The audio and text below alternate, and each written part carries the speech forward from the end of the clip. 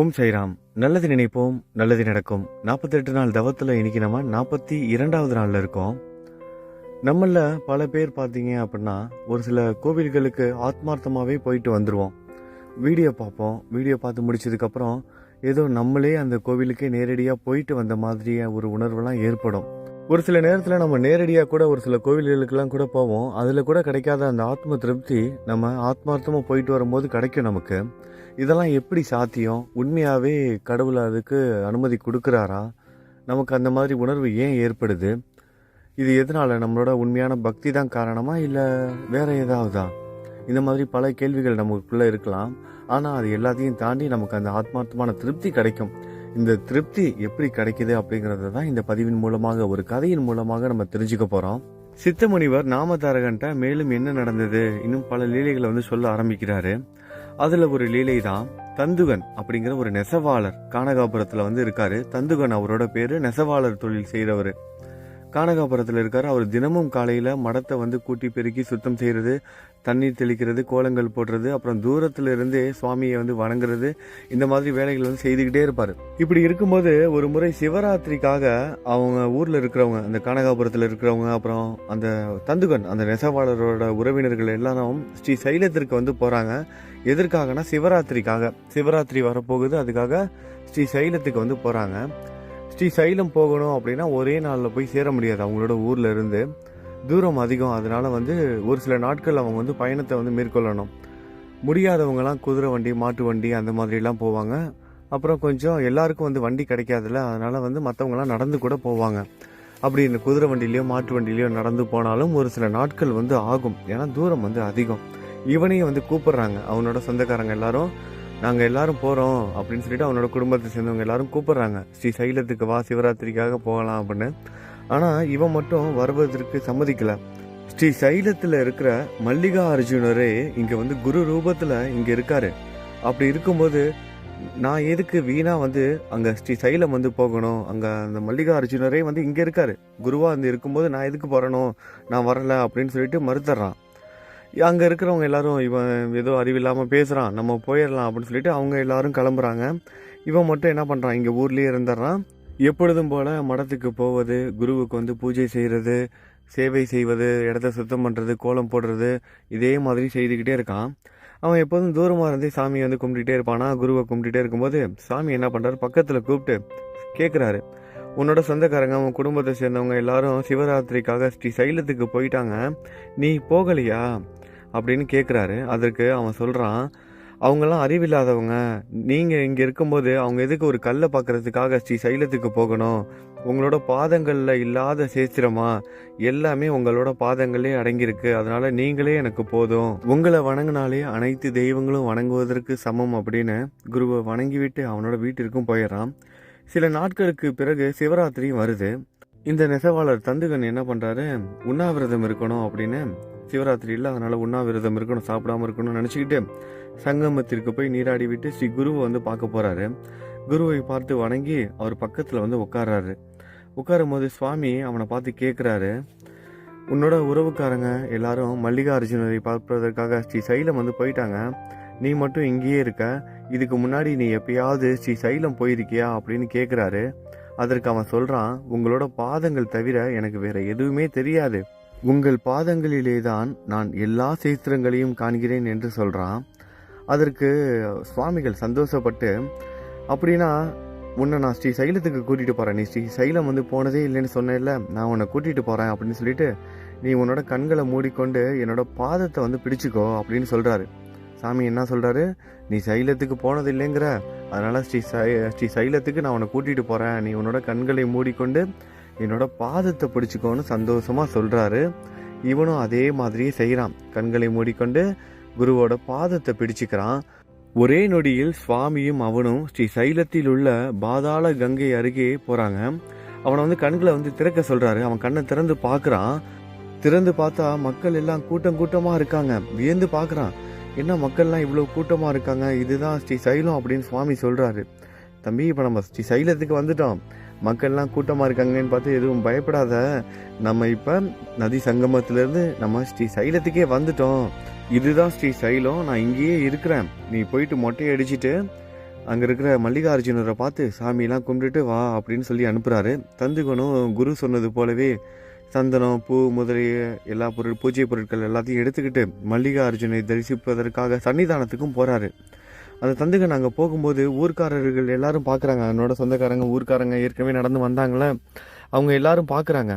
அவனை பார்த்து கேட்குறாங்க, நாங்கள் கூப்பிடும்போது நீ வரமாட்டேன்னு சொல்லிட்டு இங்கே எப்படி நீ வந்த அப்படின்னு அதை கேட்குறாங்க. அவனும் சொல்கிறான், இல்லை நான் காலையில் சுவாமியை பார்க்கறதுக்காக நதி சங்கமத்துக்கு போனேன்.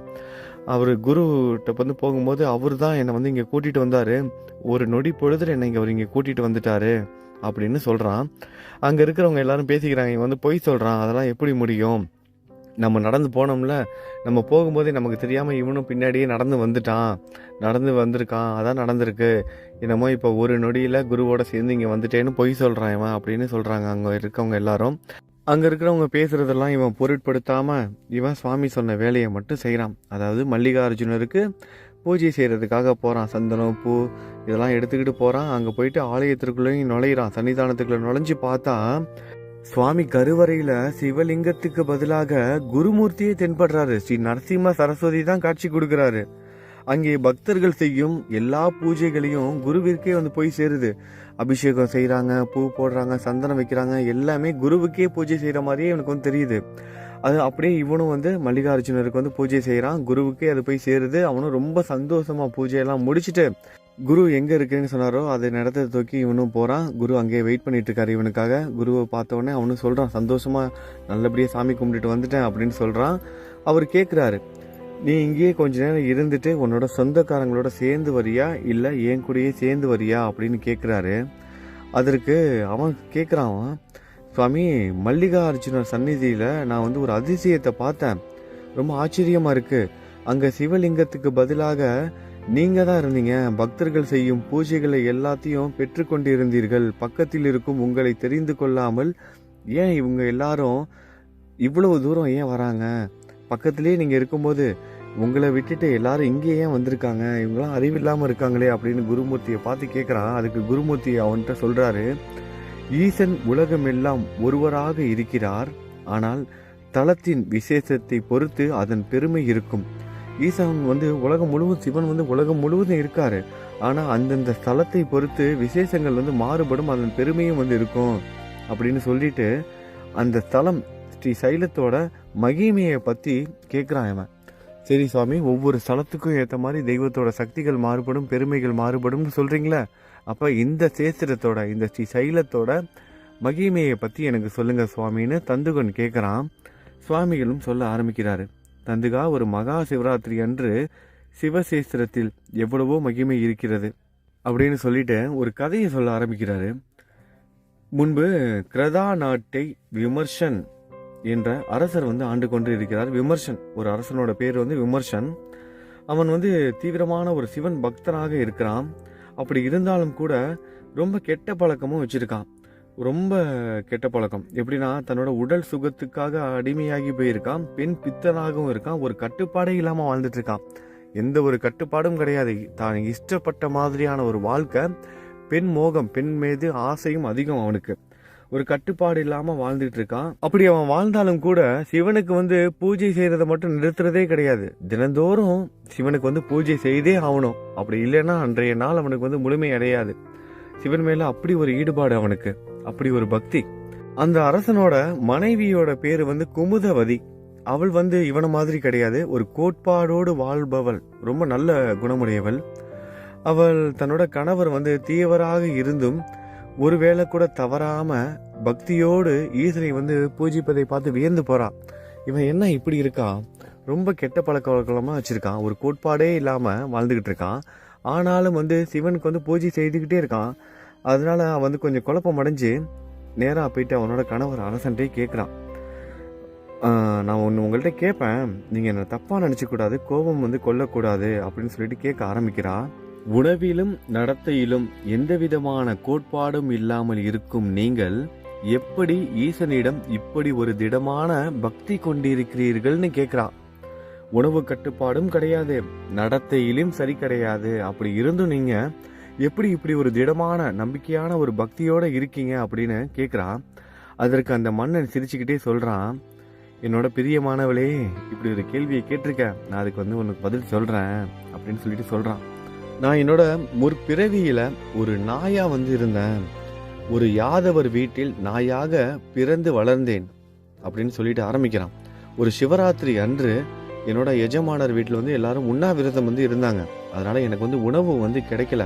அதனால உணவை தேடி மக்கள் கூட்டம் நிறைந்து இருந்த சிவன் கோயிலுக்குள்ள நான் போயிட்டேன். மக்கள் கூட்டம் நிறைந்து இருந்த சிவன் கோயில்கிட்ட போயிட்டேன், ஏதாவது உணவு கிடைக்குமா அப்படின்னு. உணவு எதுவுமே கிடைக்காதனால அங்கேயும் இங்கேயும் சேர்ந்து சுற்றிக்கிட்டு இருக்கும்போது என்னை பார்த்தவங்க எல்லாம் என்ன பண்ணிட்டாங்க, கோயிலுக்குள்ளே நாய் சன்னிதானத்துக்குள்ளே போயிடக்கூடாதுன்னு எல்லாரும் என்னை அடித்து விரட்ட ஆரம்பித்தாங்க. நானும் அவர்களிடமிருந்து தப்பிப்பதற்காக இந்த கோயிலை 3 முறை சுற்றி வந்தேன். அப்பயும் அவங்க என்னை விடுற மாதிரி இல்லாமல் துரத்திக்கிட்டே இருந்தாங்க. அவங்கள்ட்ட தப்பிக்கிறதுக்காக என்ன பண்ணுறதுன்னு தெரியாமல் மூலவர்களோட சன்னதிக்குள்ளேயே நுழைஞ்சிட்டேன். அன்னைக்கு சிவராத்திரி. நான் மூலவர் சன்னதிக்குள்ள நுழைஞ்ச அன்னைக்கு சிவராத்திரி அன்னைக்கு ஈசனோட தரிசனத்தையும் நான் பார்த்துட்டேன். அதுக்கப்புறம் அங்க இருந்தவங்க எல்லாரும் கோயில் கதவை மூடி என்னை உள்ளுக்குள்ளேயே வச்சு கோயிலுக்குள்ளேயே வச்சு என்னை சாகடிச்சிட்டாங்க. அப்படி மகா சிவராத்திரி அன்று உணவு ஏதும் கிடைக்காம நான் உண்ணாவிரதமும் இருந்த மாதிரி ஆகிருச்சு. கோயிலுக்குள்ள போய் 3 முறை கோயிலே சுத்தி வந்துட்டேன். அதுக்கப்புறம் ஈசனையும் தரிசித்துட்டேன். சிவராத்திரி அன்னைக்கு இது எல்லாமே நடந்துருச்சு. கோவில 3 முறை சுத்தி வந்துட்டேன். உணவு கிடைக்காததுனால நான் உண்ணாவிரதமும் இருந்துட்டேன். சன்னதிக்குள்ள போயிட்டு சிவபெருமானையும் தரிசனம் செய்துட்டேன். சிவராத்திரி அன்னைக்கு இது எல்லாம் நடந்ததுனால அதுக்கப்புறம் என்ன ஆயிடுச்சு, நான் அங்கேயே இறந்தும் போயிட்டேன். அதனால இந்த பிறவியில நான் ஒரு மன்னனாக பிறந்திருக்கேன். ஈசன் வழிபாட்டில் ஆர்வமா இருக்கிறதுக்கு காரணம் அதுதான். ஆனாலும் கூட நான் முற்பிறவியில நாயா இருந்தேன்ல, அந்த நாய் புத்தி என்னை விடல. இப்பொழுதும் என்னோட நடத்த சரியானது இல்லைங்கிறது எனக்கு தெரியும். தெரிந்திருந்தாலும் கூட என்னால் அதை திருத்திக்க முடியல. அந்த நாய் புத்தி மட்டும் என்னை விட்டு போகல அப்படிங்கிறத சொல்றான்.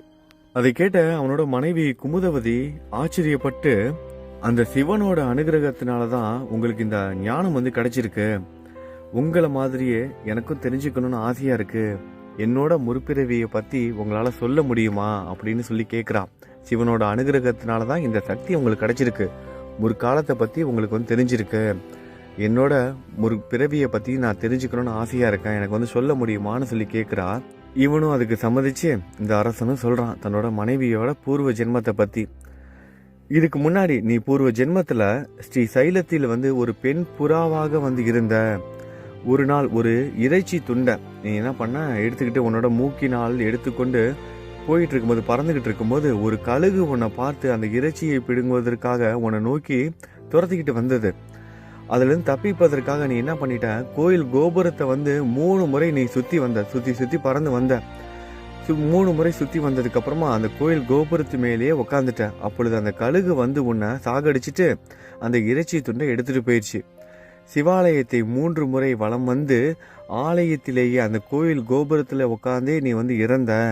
அதனாலதான் இந்த பிறவியில ஒரு சிவபக்தனான எனக்கு மனைவியாகி ஒரு அரசியா இருக்க அப்படிங்கறதையும் சொல்றாரு.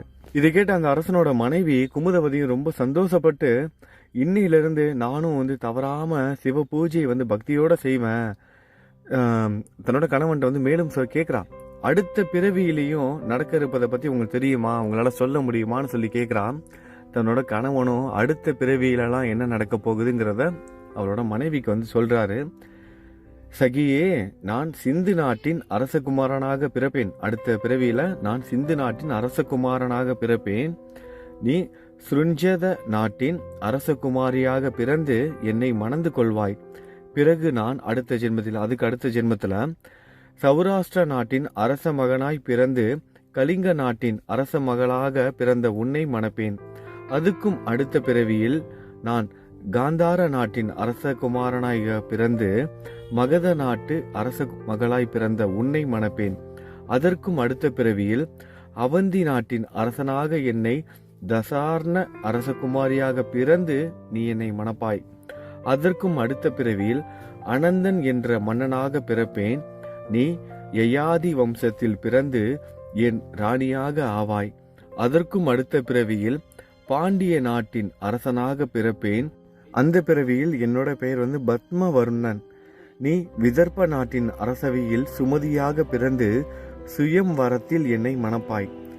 அந்த பிறவியில் நாம் யஜ்யங்கள், யாகங்கள், தான தர்மங்கள் செய்து தேவதைகளையும் பிராமணர்களையும் பூஜை செய்து கொண்டு வயதான சமயத்தில் அகத்திய முனிவரால் துறவிகளாகி இறந்த பின் முக்தி அடைவோம். இதெல்லாம் நம்முடைய சிவபக்தியினால் தான் நடப்பது.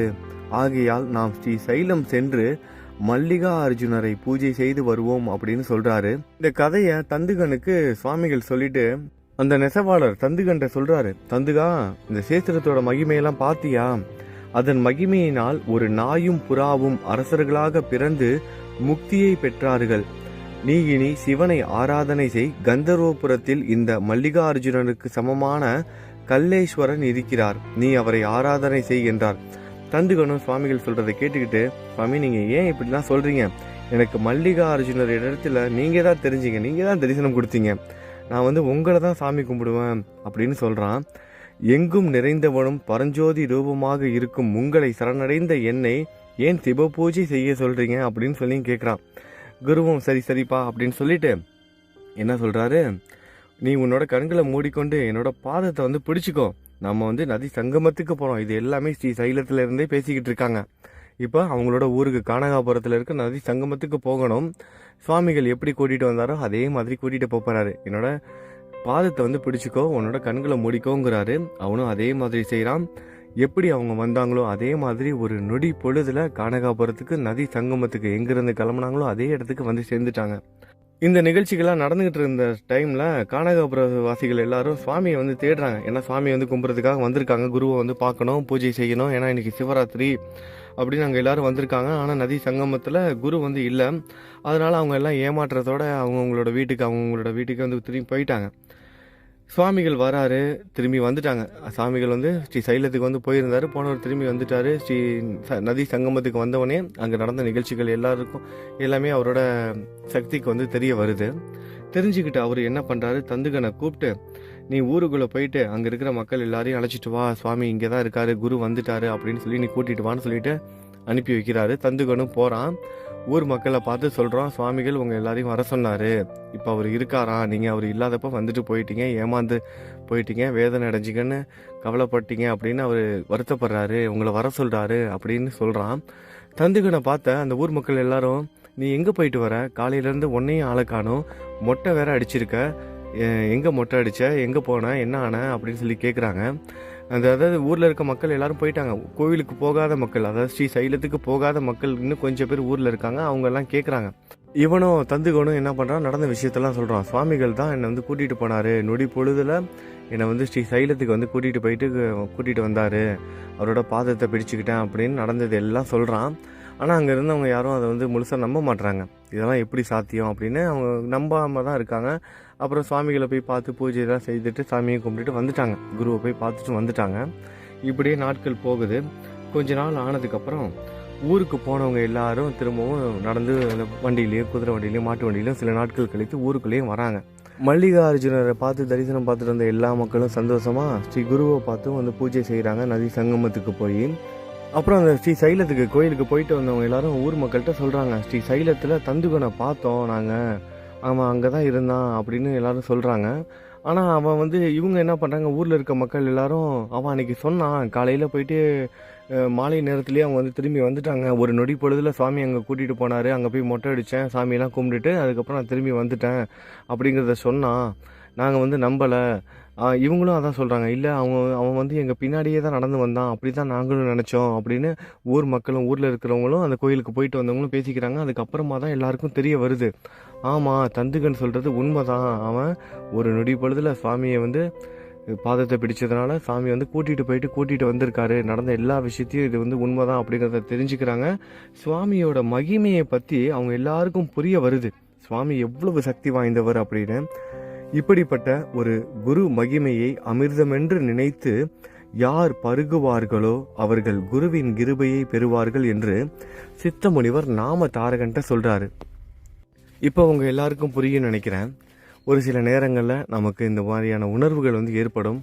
உண்மையான பக்தியோடு இருக்கிறவங்களுக்கு கண்டிப்பாக அவங்க வீட்லேயே இருந்தாலும் உடல்நிலை சரியில்லாமல் இருக்கிறவங்க போகிறதுக்கு காசு இல்லை, நான் அங்கே போக முடியல, இங்கே போக முடியலையே, இவ்வளோ பணம் செலவாகுதே, நான் வெளிநாட்டில் இருக்கனே, எனக்கு வேலைக்கு லீவு கிடைக்கலையே, எனக்கு கையில் காசு பணம்லாம் இருக்கு, ஆனால் எனக்கு வயதாகிடுச்சு, உடல்நிலை சரியில்லை, அதனால் இங்கே போக முடியலன்னு வருத்தப்படுறவங்களுக்கெல்லாம் ஆத்மார்த்தமான அந்த உணர்வை நம்மளோட சாய் கொடுப்பாரு. நீங்கள் எந்த புனிதமான சேத்திரமாக இருந்தாலும் சரி, போகணும்னு மனசில் நினச்சி கண்ணை மூடுங்க. உங்களோட சாயி, உங்களோட குரு ஒரு நொடி பொழுதில் உங்களுக்கு அங்கே கூட்டிகிட்டு வருவார். ஆத்மார்த்தமான ஒரு உணர்வும் கிடைக்கும். நேரில் போயிட்டு வர்றதை விட அந்த ஆத்மார்த்தமான ஒரு உணர்வு இருக்குது பாருங்கள், அது வார்த்தையால் விவரிக்க முடியாததாக இருக்கும். அதனால தான் ஒரு சில நண்பர்கள் வீடியோலாம் பார்க்கும்போது நாங்களே நேரில் போயிட்டு வந்த மாதிரி இருக்குன்னு சொல்கிறதுக்கு காரணமும் அதுதான். குருவோட மகிமையை பற்றி இப்போ நம்ம எல்லாரும் தெரிஞ்சிருப்போம். நாளைய பதிவில் மேலும் பல விஷயங்களை நம்ம தெரிஞ்சுக்கலாம். நல்லதை நினைப்போம், நல்லதே நடக்கும். ஓம் சாய்ராம்.